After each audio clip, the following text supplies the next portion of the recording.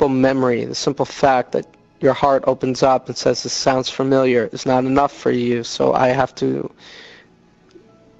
equip the message with coordinates that are linear and grounded for everyone to rationalize. So here's the truth. The truth in linear consciousness. Within the biblical archetype, there is an individual named Abraham.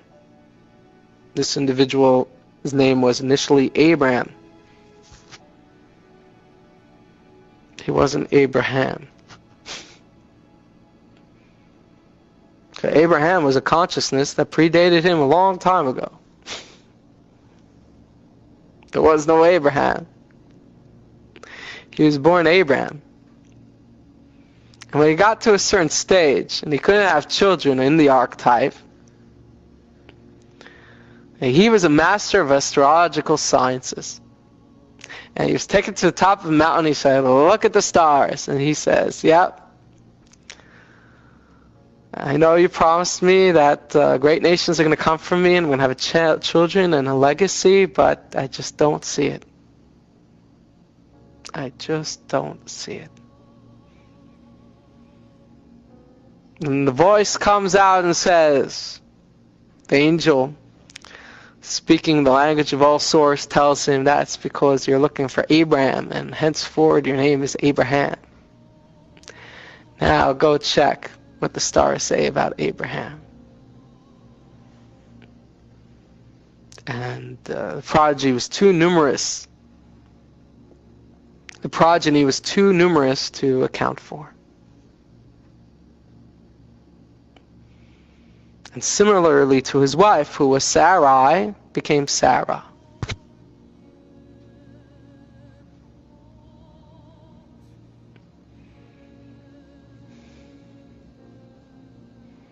And so for Abraham, they added the letter He.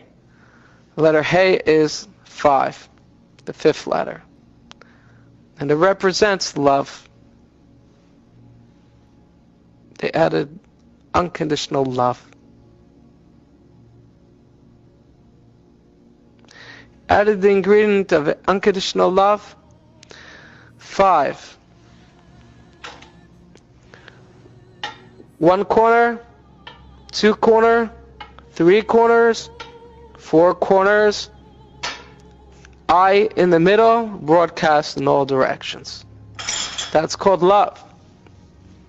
I broadcast that space in all directions. I add that unconditional love to the equation, then infinity is possible. Similarly, his wife was given also He, was given the 5 points of unconditional love added to her name, that when she internalizes these coordinates and actualizes them, then miracles do happen. What is a miracle? Is it more of a miracle for me to talk? Is it more of a miracle that I don't even exist? This looks solid, but if you go in a microscope, you'll see nothing's touching each other. And the two of them never smash into each other, and they're going super fast. That's not a miracle? It's silly. It's all relative. The question is, miracles happen. Miracles are a prediction of deliverance, and deliverance manifests. That is a miracle, where there's a prediction. The prediction, where behind the veil they plant their flag. You know, like the U.S., they go to the moon, they plant their flag, this belongs to us, and behind the veil they go, yup, heaven belongs to earth, and earth belongs to heaven, we are family.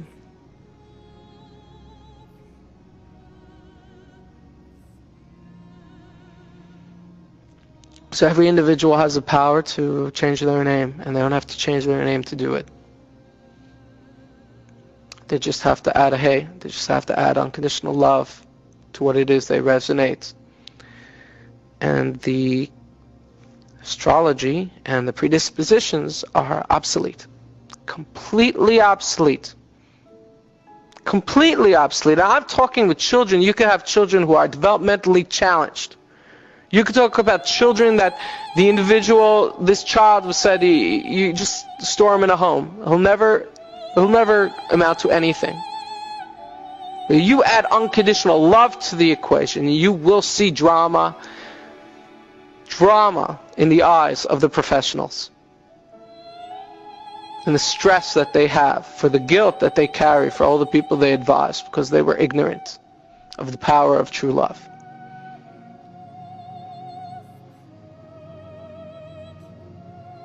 And for the first time they're studying this.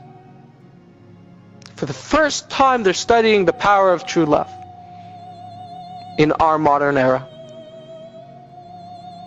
And you know what? They're not as arrogant anymore.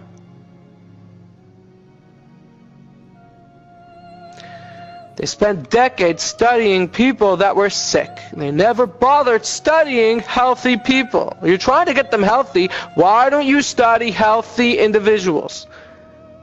Why don't you study individuals who are aligned, who are productive, who are fulfilling their dreams? Study those people.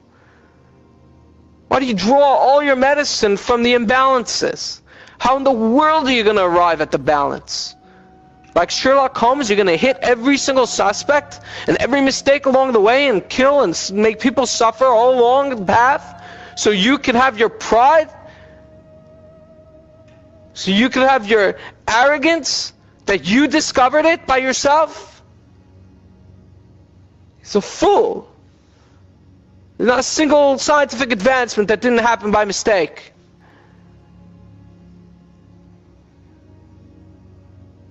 They discover it and stumble upon it because it was time. And he's not an individual who creates or comes up with something and puts his little copyright on it. You think you created that? By yourself. Took a picture of the sun. Well, who owns the sun? Don't they get any percentage? Like the collaboration, like you think, oh, I felt very aligned in the flow that day. You think you're all alone.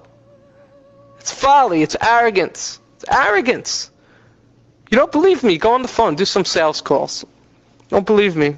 Go do sales calls. Anybody who wants to test this phenomena, go do sales calls. Call people and allow them to broadcast their frustration at you. And I'll sit with the clock and I'll see how long it takes till you channel those energies into your home. And you give it to your wife, who gives it to your child, who gives it to the dog, who gives it to the cat. It wasn't me. I had a hard day. The problem is that you don't know who you are, because if you knew who you are, if you completely were intimate and aligned with who you are, you would cut it off and create a border before it takes root in the abstract, before they enter into your tier of form, into your style of thinking. I don't think that way. I'm not so critical. That's that one. That's that one's energy. Bumped into him today. That's not me. Bless you. You're forgiven. Everyone's loved. I'm returning this back to you. When you reach humility, it will hit you like a ton of bricks. Hopefully you'll recover and you'll start to remember.